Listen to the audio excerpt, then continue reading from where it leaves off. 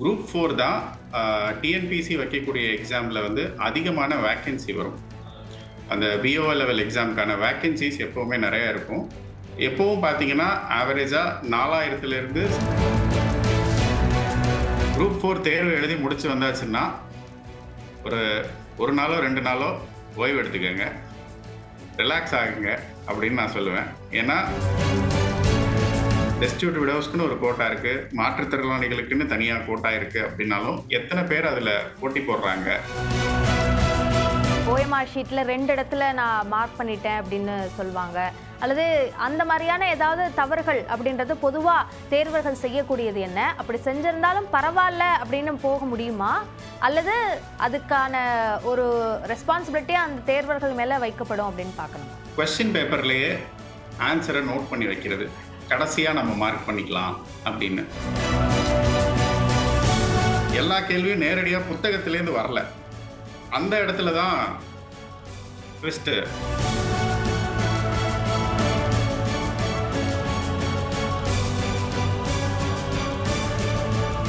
தமிழ்நாடு முழுக்க குரூப் 4 தேர்வு நடந்து முடிஞ்சிருக்கு.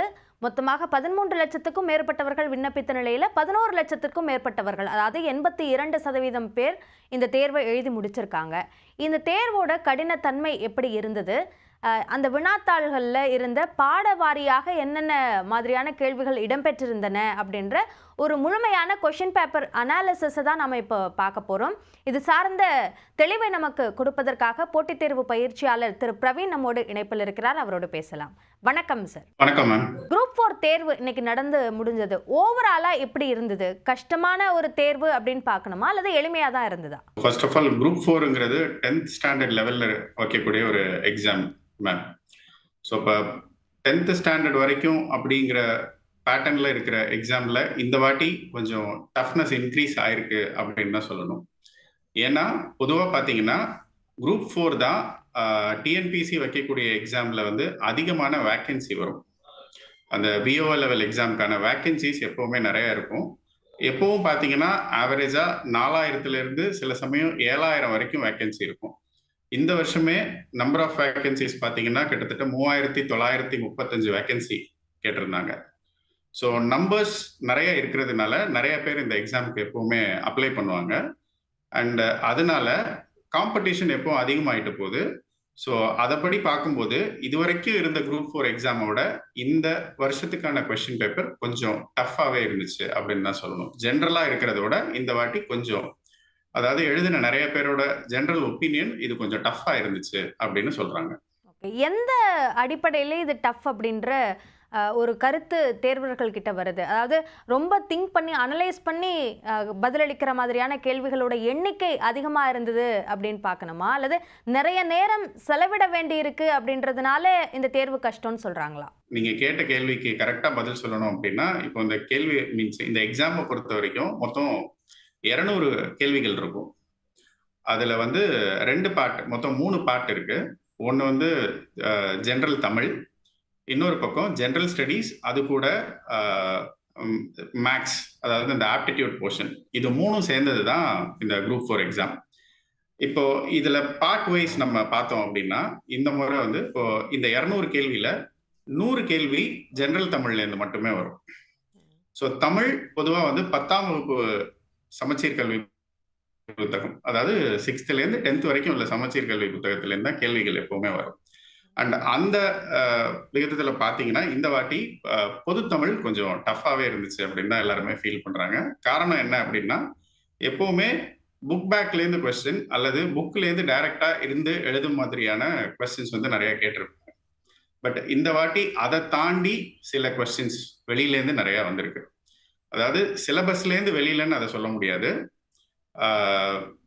என்ன சொல்றது, நீங்க வெளியில இருந்து இன்னும் கொஞ்சம் எக்ஸ்ட்ரா எஃபர்ட் போட்டு ரெஃபரன்சஸ் எல்லாம் பண்ணி படிக்க வேண்டியது. அப்ப அந்த மாதிரியான கொஸ்டின்ஸ் வந்து உங்களுக்கு ஜென்ரல் தமிழ்ல கேட்டிருந்தாங்க. அதாவது 100 கொஸ்டின்ல இந்த மாதிரி நீங்க அனலைஸ் பண்றது ஒரு 30 கொஸ்டினாவது இருக்கும். ஒரு 50லேருந்து 70 கொஸ்டின் உங்களுக்கு நேரடியா புத்தகத்திலேருந்தே வந்துருச்சு. அது இல்லாம உங்களோட தனி பயிற்சி, நீங்க எக்ஸ்ட்ரா என்ன எஃபர்ட் போட்டிருக்கீங்க, எந்த அளவுக்கு இந்த எக்ஸாமுக்காக நீங்க உங்களோட ஸ்பெஷல் எஃபர்ட்டை மட்டும் வச்சு எழுதக்கூடிய மாதிரியான கேள்விகள் வந்து ஒரு குறைஞ்சபட்சம் ஒரு 30 கேள்விகளாவது அப்படி இருந்துச்சு அப்படின்னு சொல்லலாம். ஸோ இது வந்து ஒரு போர்ஷன். அதாவது எக்ஸாம் ஏன் டஃப் அப்படின்னு சொல்றதுக்கு. ஓகே. ரெண்டாவது ஜெனரல் ஸ்டடீஸ். இப்போ இந்த ஜெனரல் ஸ்டடீஸ்ல பாலிட்டி, ஜியோகிராஃபி, ஹிஸ்டரி, அப்புறம் கரண்ட் அஃபேர்ஸ், நடப்பு நிகழ்வுகள், இது எல்லாமே ரெண்டாவது போர்ஷன். இதுல ஒரு 75 கொஸ்டின் இருக்கும். இந்த 75 கொஸ்டின் எடுத்து பார்த்தோம் அப்படின்னா எப்பவுமே நிறைய ஒன் லைனர் கொஸ்டின்ஸ் இருக்கும். இதுல ஒன் லைனர்னா ஒரு கொஸ்டின், அதுக்கு கீழே 4 ஆப்ஷன், டைரக்டா ஃபேக்ட்ஸை எப்பவும் கேட்டுருவாங்க. ஸோ அந்த மாதிரி கொஸ்டின் உங்களுக்கு நிறைய நேரம் எடுத்துக்காது. ஸோ சீக்கிரமா ஆன்சர் பண்ணிடலாம். 200 கேள்வி மொத்தம் இருக்கு. ஸோ நமக்கு நேரம் ரொம்ப முக்கியமா இருக்கும். ஸோ ஆனா இந்த வாட்டி நிறைய ஸ்டேட்மெண்ட் கொஸ்டின்ஸ் கேட்டிருந்தாங்க. ஸோ ஸ்டேட்மெண்ட் பெருசாக பெருசாக நீங்க நிறைய டைம் எடுத்துக்கிற மாதிரி இருக்கும் கொஸ்டினை படிக்கிறதுக்கு. அதுக்கப்புறம் அதுக்கான ஆன்சர் நீங்க கரெக்டா சூஸ் பண்ணணும். அண்ட் டைரக்ட் ஃபேக்சுவல் கொஸ்டின்ஸ் இல்லாம நிறைய யோசிச்சு அனலைஸ் பண்ணி பதில் எழுதக்கூடிய கேள்விகள் இந்த வாட்டி நிறைய இருந்துச்சு. எப்பவும் அது 1, 2ன்னு இருக்கும். இந்த வாட்டி நம்பர்ஸ்ல அது நிறையவே இருந்துச்சு. ஸோ ஜெனரல் ஸ்டடீஸை பொறுத்த வரைக்கும் பேப்பர்ல டஃப்னஸ்னு ஒன்றும் கிடையாது. கேள்வி வந்து தெரியாத கேள்வி, ரொம்ப கஷ்டமான கேள்வின்னு சொல்ல முடியாது. ஆனா நேரத்தை அதிகமா எடுத்துக்கிற மாதிரியான கேள்விகள் வந்து இதுல நிறைய இருந்துச்சு. அண்ட் 3வது போர்ஷன் இந்த 25 மேக்ஸ் ஆப்டிடியூட் போர்ஷன். அந்த ஆப்டிடியூட் போர்ஷன்லயுமே ஸ்டாண்டர்ட் ஆஃப் த கொஸ்டின்ஸ் வந்து கொஞ்சம் இம்ப்ரூவ் பண்ணியிருக்காங்க. அதாவது குரூப் 4ல இருந்து இது வந்து குரூப் 2, குரூப் 1 லெவல்ல இருக்கக்கூடிய கொஸ்டின்ஸோடைய எண்ணிக்கை கொஞ்சம் ஜாஸ்தியா இருக்கு. ஸோ இது இந்த 3 போர்ஷனையும் நம்ம சேர்த்து பார்க்கும்போது ஓவராலா எக்ஸாம் சாதாரணமா குரூப் 4னா இப்படிதான் கேள்வி கேட்பாங்க அப்படிங்கிற ஒரு பொதுப்படையான எண்ணத்தோட உள்ள வந்து எக்ஸாம் எழுத வந்தவங்களுக்கு இது கொஞ்சம் டஃபா இருந்திருக்கு. இதுக்குன்னு ஸ்பெஷலா ப்ரிப்பேர் பண்ணாம வெறுமனே புக்கை மட்டும் படிச்சுட்டு வந்தா நம்ம போதும், இந்த எக்ஸாமை கிளியர் பண்ணிடலாம் அப்படின்னு வந்த உங்களுக்கு கொஞ்சம் ஏமாற்றம் வந்திருக்கலாம். கொஞ்சம் இந்த எக்ஸாம் டஃபா தெரிஞ்சிருக்கும். குரூப் 4 எக்ஸாம்ல ஏற்கனவே இந்த தேர்வு நடக்கிறதுக்கு முன்பாகவே இதுதான் சிலபஸ் அப்படின்றது சொன்னாங்க. ஆனா டெக்ஸ்ட் புக்கை படிச்சா போதும் அப்படின்ற முடிவுக்கு வர முடியாது அப்படின்ற தகவல் சொல்லப்பட்டது. ஆனா அது பற்றிய அறிதல் அந்த அளவுக்கு தேர்வர்கள் போய் சென்றடையலை அப்படின்னு சொல்லணுமா? சென்றடையலைன்னு சொல்லணுமா அப்படின்னு பார்த்தீங்கன்னா, நிறைய பேருக்கு வந்து இதோட புரிதல் கொஞ்சம் கம்மியா இருக்குன்னு சொல்லலாம். அதை எப்படி சொல்லலாம்னா, இப்போ நம்ம முன்னாடியே சொன்ன மாதிரி நம்பர் ஆஃப் வேகன்சிஸ் இதுல ஜாஸ்தி. அண்ட் 10ஆம் வகுப்பு வரைக்கும் தான் சிலபஸ். சமச்சீர் கல்வியோட 10ஆம் வகுப்பு வரைக்கும் இருக்கிற புத்தகங்களை படிச்சாலே போதும் அப்படிங்கிறதுனால புக்கை மட்டும் தான் படிக்கணும். இதுக்கு மேல நமக்கு எதுக்கு எக்ஸ்ட்ரா எஃபர்ட், இல்ல தனியா இதுக்குன்னு ட்ரெயின் ஆகிறதுக்கெல்லாம் ஒன்றும் இல்லை, ஆல்ரெடி நம்ம படிச்ச விஷயம் தானே அப்படிங்கிற ஒரு ஜட்ஜ்மெண்ட், ஒரு மிஸ்ஜட்ஜ்மெண்ட்னு கூட சொல்லலாம் அதை. ஸோ அந்த இதுல கொஞ்சம் சில பேர் அதை அலட்சியமா நிறைய பேர் எடுத்திருந்திருக்கலாம். ஸோ இது ஒரு காரணமா இருக்கலாம். அதுல ஆக்சுவலா நம்ம ஒரு போட்டித் தேர்வுக்கு தயாராகிறதுங்கிறது சாதாரணமா நம்ம ஸ்கூல் எக்ஸாம் எழுதுறத விட கொஞ்சம் டிஃப்ரெண்டா இருக்கும். ஸ்கூல் எக்ஸாம்ல உங்களுக்கு இந்த மாதிரியான காம்படிஷன் இருக்காது. ஒரு 40 மார்க்குக்கு மேல எடுத்தீங்கன்னா நீங்க பாஸ், இல்ல 35 மார்க்குக்கு மேல நீங்க எடுத்தீங்கன்னா பாஸ், அவ்வளவுதான். அங்க வந்து உங்களுக்கு இத்தனை வேகன்சி, இத்தனை பேர் தான் எடுக்க போறோம் அப்படிங்கிற மாதிரியான ஒரு கட்டாயம்லாம் அங்க கிடையாது. ஆனா காம்படிட்டிவ் எக்ஸாம், ஒரு போட்டித் தேர்வுன்னு வரும்போது உங்களுக்கு தெரியும், கிட்டத்தட்ட 12 லட்சம் பேருக்கு மேல எழுதியிருக்கிற ஒரு எக்ஸாம்ல வெறும் 4000 பேரை தான் எடுக்க போறாங்க. அதுவும் முதல்ல உள்ள 4000 பேர் அப்படிங்கும்போது அதுக்கான காம்படிஷன் ஜாஸ்தி. இப்ப பாத்தீங்கன்னா, இப்ப வெறுமனே புக்ல இருக்கிற கேள்வியை தான் திருப்பி திருப்பி கேட்கிறோம் அப்படின்னா அந்த எக்ஸாமோட டஃப்னஸை எப்படி அதிகப்படுத்துறது? ஏன்னா கேள்வி எடுக்கிறவங்களுக்கும் இது கொஞ்சம் கஷ்டமான வேலை. அதை வந்து எப்படி அவங்க கொஞ்சம் பூர்த்தி செய்யறாங்க அப்படின்னு பாத்தீங்கன்னா, இந்த மாதிரி உங்களுக்கு சிலபஸ்ல இருந்து வெளியில போகல, புக்ல இருக்கிற முக்கியமான கான்செப்ட்ஸ்ல இருந்து தான் கொஸ்டின் வந்திருக்கு.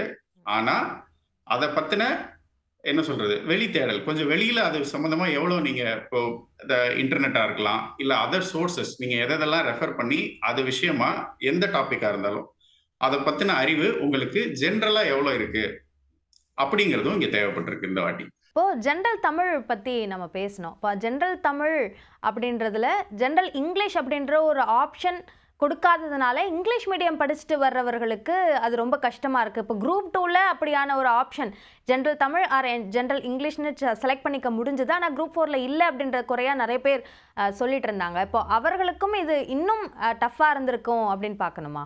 தமிழை முக்கியத்துவம் கொடுக்காம ஜஸ்ட் ஒரு எக்ஸாமா பாஸ் பண்ணிட்டு மட்டும் போயிடலாம், ஸ்கூலோட அது முடிஞ்சிருச்சு, இதுக்கப்புறம் பெருசா எந்த பயனும் இல்லை அப்படிங்கிறவங்களுக்கு கண்டிப்பா இது கொஞ்சம் கஷ்டமா தான் இருந்திருக்கும்.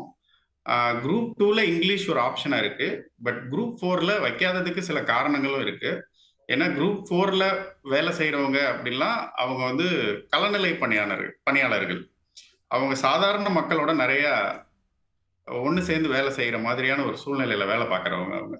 ஸோ அங்க தமிழ் ரொம்ப முக்கியமான ஒரு மொழி நமக்கு, அதுவும் நம்மளோட தாய்மொழி அது. ஸோ அப்போ டைரக்டா பொதுமக்களோட அவங்க வேலை செய்யறதுக்கு தமிழ் ரொம்ப முக்கியமான ஒரு சப்ஜெக்டா இருக்கு. ஸோ அதனால தமிழ் மட்டும்தான் வச்சிருக்காங்க, இங்கிலீஷ் வைக்கல அப்படிங்கறத ஒரு குறையா சொல்ல முடியாது. அது இந்த வேலையோட நிர்பந்தம் அப்படின்னு தான் நான் பார்க்குறேன். 40% அந்த தமிழ் எலிஜிபிலிட்டி டெஸ்ட் அப்படின்ற ஒரு அம்சம் எல்லா தேர்வுகள்லையும் இன்க்ளூட் செய்யப்பட்டது. இப்போ அந்த மாதிரியான ஒரு விஷயத்திலேயே அவங்களுக்கான தமிழ் அறிதல் இருக்கா அப்படின்றத தெரிஞ்சிட்டலாம்ல அப்படின்னு கேட்குறேன். இல்ல, கரெக்ட் தான். அது பேசிக்கா தமிழ் தெரியுதாங்கிறது மற்ற வேலைக்கு பொருந்தும். நான் முன்னாடியே சொன்ன மாதிரி இப்போ குரூப் 4ல அதிகமா விஏஓஸ் இருப்பாங்க. அவங்களோட வேலை ஜென்ரலா எப்படி இருக்கும் அப்படிங்கிறத நீங்க யோசிச்சு பாருங்க. அவங்க பொதுவா கிராமப்புறங்கள்ல வேலை செய்யறவங்க. ஸோ அப்போ அங்கே அவங்களுக்கு நிறைய தமிழில் எழுதுறது, தமிழ் தான் மொத்தமாக மீடியம் ஆஃப் கம்யூனிகேஷனாகவே அவங்களுக்கு தமிழ் மட்டும்தான் முக்கியமாக இருக்க போகுது. ஸோ அப்போ தமிழோட தேவை அண்ட் முக்கியத்துவம் இந்த போஸ்டிங்க்கு ரொம்ப அதிகமாகவே இருக்கு. ஸோ அதனால தான் இங்கிலீஷை ஒரு ஆப்ஷனாக வைக்காம, இங்கிலீஷ் இதில் ஆப்ஷனே இல்லைன்னு சொல்ல முடியாது, மாற்றுத்திறனாளிகள் மட்டும் இதில் எடுத்துக்கலாம், அவங்களுக்கும் அந்த ஆப்ஷன் கொடுத்துருக்காங்க. கம்ப்ளீட்டாக எல்லாருக்கும் இல்லைன்னு சொல்ல முடியாது. மற்றபடி பொதுவாக எழுதுறவங்களுக்கு தமிழ் கம்பல்சரி தான். ஓகே, சரி. இப்போ கேள்விகள் அப்படின்றத நம்ம சப்ஜெக்ட் வைஸ் பார்த்தோம்னா, முதல்ல ஜென்ரல் தமிழ் எடுத்துக்கிட்டோம்னா, ஏதாவது கேள்விகள் ரொம்ப ட்விஸ்ட் பண்ணுற மாதிரியான கேள்விகள், இதுதான் சரியான பதில் அப்படின்னு நினச்சிருப்பாங்க, ஆனால் இதுதான் சரியான பதில், அப்படியான கேள்விகள் ஏதாவது இருந்ததா? அதை குறிப்பிட்டு எதுவும் சொல்ல முடியுமா? குறிப்பிட்டு சொல்லணும் அப்படின்னா, அந்த மாதிரி ட்விஸ்ட் பண்ணி நம்ம ஒரு பதில் நினைச்சு இல்லை வேற பதில் அப்படி மாத்திர மாதிரியான கேள்விகள் இல்லை. ஆனால் முன்னாடியே சொன்ன மாதிரி எல்லா கேள்வியும் நேரடியா புத்தகத்திலேருந்து வரல. அந்த இடத்துல தான் ட்விஸ்ட் இந்த எக்ஸாம்ல இருந்துச்சு இந்த வாட்டி.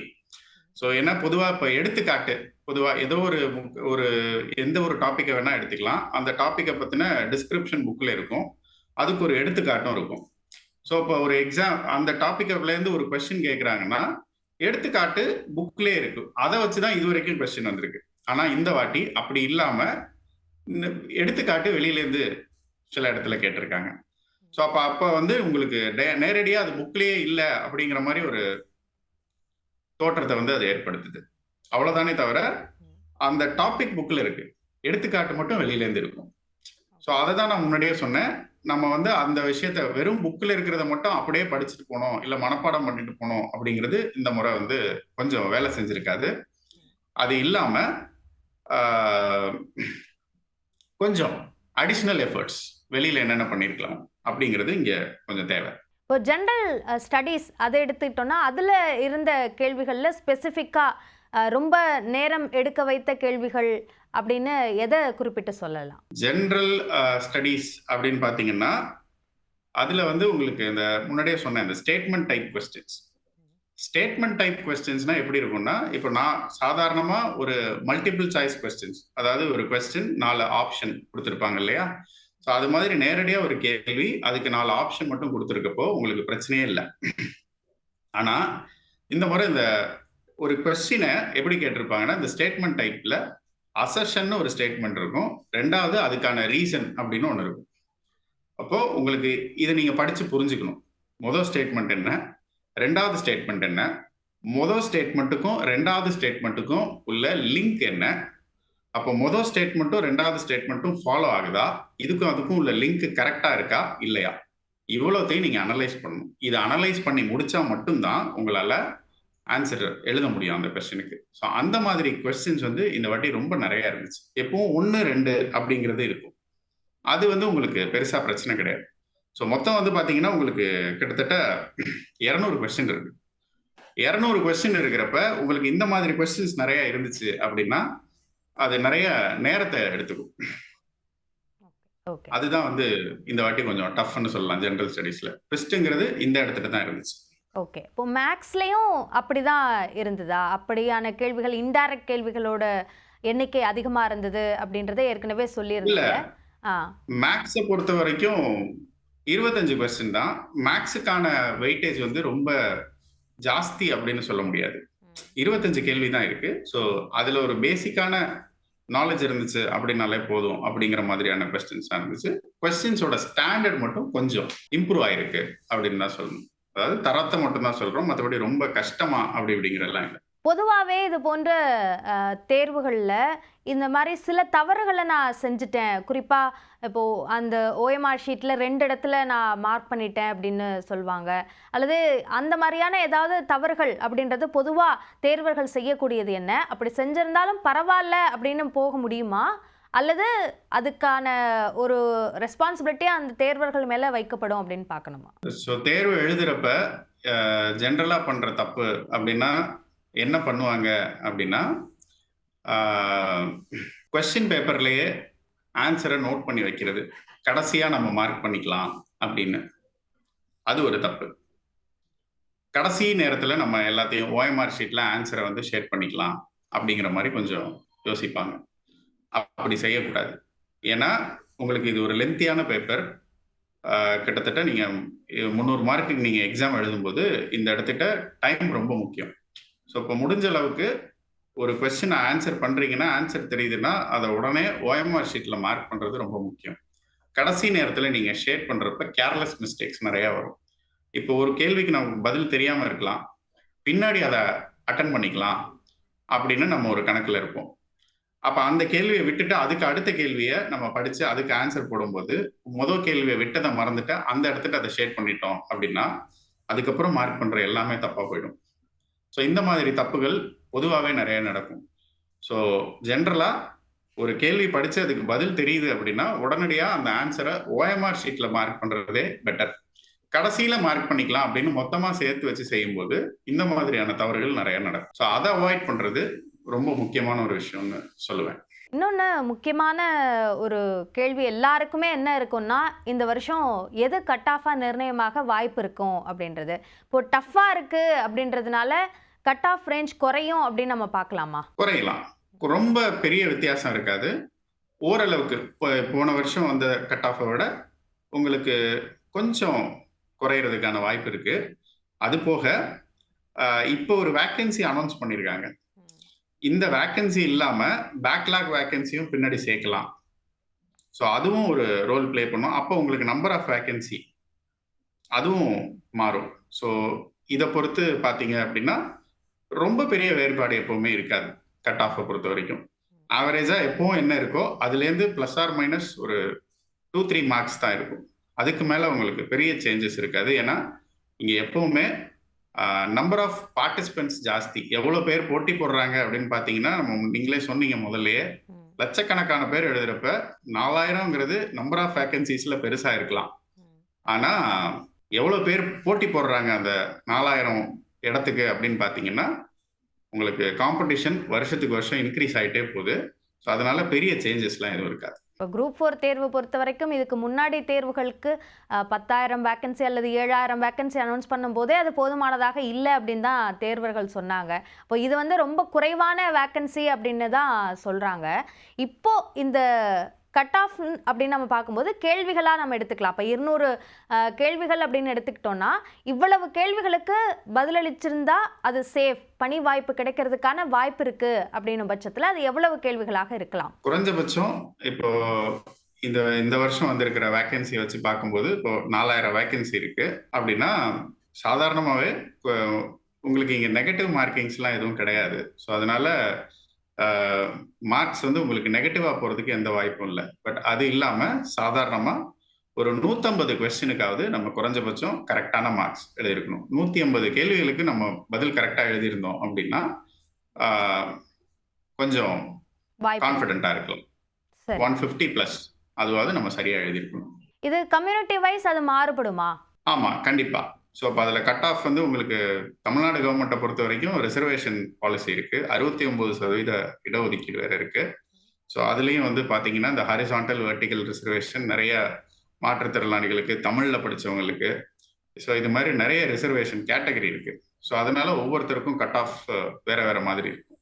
ஸோ அந்த செக்ஷனல் கட் ஆஃப் வேறு மாதிரி வரும். இப்போ டெஸ்டியூட் விடோ இருப்பாங்க, அதே மாதிரி பிஎஸ்டிஎம் இருப்பாங்க. இப்போது பொதுவாக இப்போ 150+ அப்படின்னு நீங்கள் சொல்கிறது வந்து அடிப்படையாக எல்லாருக்குமான ஒரு சேஃபான எண்ணிக்கை அப்படின்னு சொல்கிறீங்க. இப்போ இந்த ஹரிசான்டல் வெரிஃபிகேஷனில் வர்றவங்களுக்கு அப்படின்னு எடுத்துக்கிட்டோன்னா அவங்களுக்கும் இந்த 150+ அந்த கட் ஆஃப்க்கும் எவ்வளோ வித்தியாசம் இருக்கலாம் தோராயமாக? இது எல்லாமே நம்ம அனுமானத்தின் அடிப்படையில் தான் பேசுகிறோம். ஸோ உங்களுக்கு இருக்கிற ஐடியா என்ன? அதிலிருந்து ஒரு அதிகபட்சமாக பார்த்தீங்கன்னா ஒரு 10 மார்க் வித்தியாசப்படலாம். அதை தாண்டி உங்களுக்கு பெரிய வேறுபாடுகள்லாம் இருக்காது. உங்களுக்கு வித்தியாசம் வந்து ரொம்ப ஜாஸ்தியாலாம் இதில் வர்றதுக்கான வாய்ப்பு எப்பவுமே கிடையாது. ஏன்னா இந்த இடத்துல வந்து முன்னாடியே சொன்னது தான், மறுபடியும் அதே தான் சொல்கிறேன், போட்டியாளர்களோட எண்ணிக்கை ரொம்ப ஜாஸ்தி. இப்போ டெஸ்டியூட் விடோஸ்க்குன்னு ஒரு கோட்டா இருக்கு, மாற்றுத்திறனாளிகளுக்குன்னு தனியாக கோட்டா இருக்கு. அப்படின்னாலும் எத்தனை பேர் அதில் போட்டி போடுறாங்க?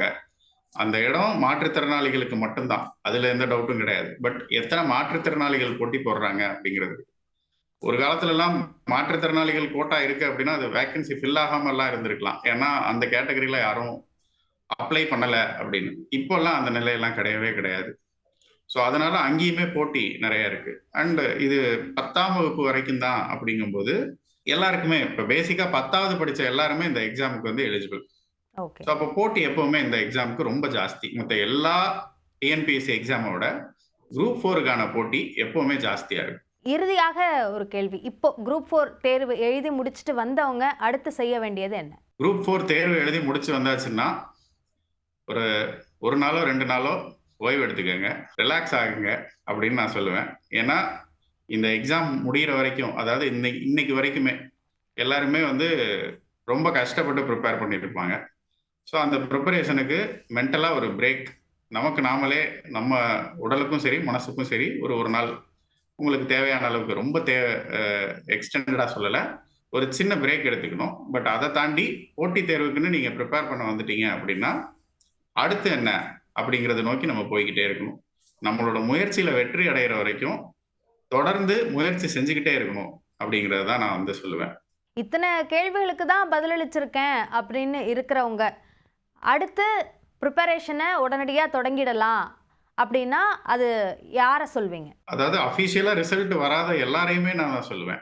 இவங்க மட்டும்தான் ப்ரிப்பேர் பண்ணணும் அப்படிங்கிறதெல்லாம் கிடையாது. எனக்கு இந்த வேலை கிடைச்சிருச்சு, நான் போய் வேலையில் சேர போகிறேன் அப்படிங்கிற வரைக்கும் எல்லாருமே போட்டித் தேர்வுக்கு நீங்கள் பயிற்சி பண்ண வந்துட்டீங்க அப்படின்னா பயிற்சியிலே தான் இருக்கணும். ஒரு சின்ன ஓய்வு, ஓகே நம்ம இவ்வளோ நாள் கடுமையாக உழைச்சிருக்கோம், ஒரு தேர்வு எழுதி முடிச்சிருக்கோம் அப்படிங்கிறதுக்காக ஒரு சின்ன பிரேக் எடுத்துக்கலாம், அதில் தப்பு இல்லை. பட் அந்த பிரேக் பெருசாக போயிடக்கூடாது.